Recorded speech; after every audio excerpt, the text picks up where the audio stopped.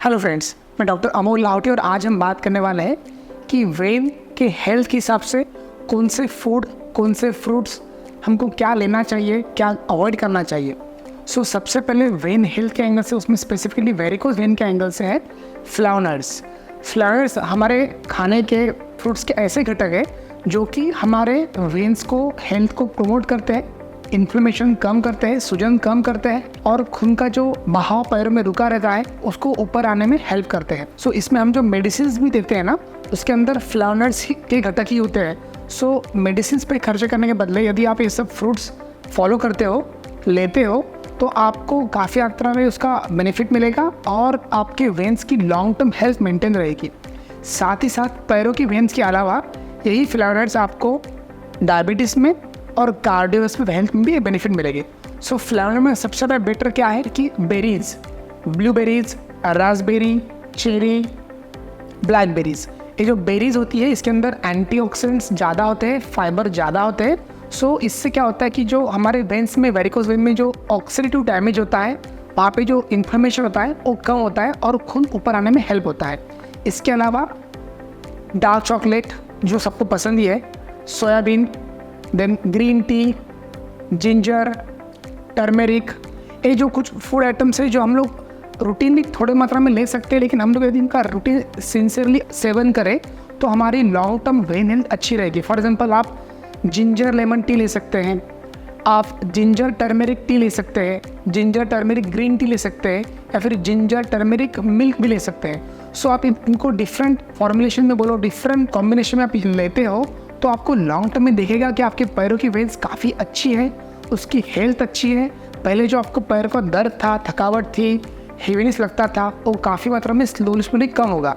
अब इसके अलावा और कौन से फ्रूट्स हैं? नॉर्मली सभी फ्रूट्स अच्छे होते हैं, सभी सब्जियां जो हरी सब्जियां होती है अच्छी होती है, बट ओवरऑल आपको कोशिश करना है कि साइट्रस फ्रूट्स का इंटेक बढ़ाना है। उसमें भी ऑरेंजेस, जो अब हमारा MR आया था या जो मेडिकल वाला बंदा आया था, उसको मैं पूछ रहा था कि तुझे कुछ मालूम है क्या कि तुम्हारी जो मेडिसिन आती है इसको कहाँ से एक्सट्रैक्ट करते हैं। तो उसने बताया कि सर, जो हमारे वेरिकोज वेन रिलेटेड जो मेडिसिन है इसके अंदर जो घटक होते हैं ये अल्टीमेटली फ्रूट से ही आते हैं, उसको कॉन्सेंट्रेट करके टैबलेट में डालते हैं और वो हम लोग सेवन करते हैं।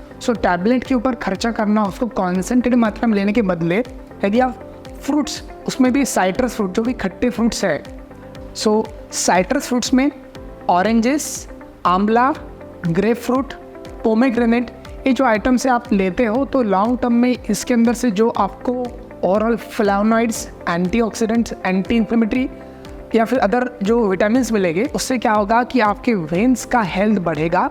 वेन्स में क्या होता है, जो स्टैसिस हो रहा है, वहाँ पे जो खून जमा हो रहा है आपके स्टैंडिंग वर्क की वजह से या फिर वेन्स की वॉल डैमेज होने की वजह से, तो ये सब घटक है वो लॉन्ग टर्म में लेते हो तो 3 to 6 मंथ आप टारगेट रखिए, इसको सिंसियरली आपके डाइट में लीजिए ताकि आपका खून का सर्कुलेशन जो रुका हुआ है, कम हो रहा है, वो स्लोली बढ़ जाएगा। पैरों का खून हृदय की तरफ आने में हेल्प होगी और साथ ही आपको जो अदर लाइफस्टाइल मॉडिफिकेशन होते हैं, जैसे कि स्टॉकिंग्स पहनना, वेट ज़्यादा तो वेट कम करना, स्टैंडिंग वर्क है तो उसको अपने अल्टरनेटिव ढूंढना, स्टैंडिंग वर्क कम करना, स्टैंडिंग वर्क होने के बाद आड़ा लेट के 10 मिनट के लिए पैर ऊपर करना, जिसको हम लोग लिम्ब इल्यूशन बोलते हैं। लिम्ब इल्यूशन में आपको यहाँ पे साइड में देखिएगा कि आपको पूरे पैर ऊपर नहीं करना है, जस्ट 45 डिग्री पैर ऊपर करना है ताकि आपके पैरों की लेवल हृदय के लेवल से थोड़े ऊपर रहे। इसके अलावा आप, यदि आपको लगता है कि आपका स्टैंडिंग वर्क है, आप इसको मॉडिफाई नहीं कर सकते, चेंज नहीं कर सकते, तो आप जगहों की जहाँ पे आप खड़े हो, जहाँ पे आपका वर्क है, वहाँ पे आप नीचे ऊपर पैर कर सकते हैं। आपको साइड में इमेजेस दिखेंगे, आप बीच बीच में थोड़ा सा वॉक करके आ सकते हैं।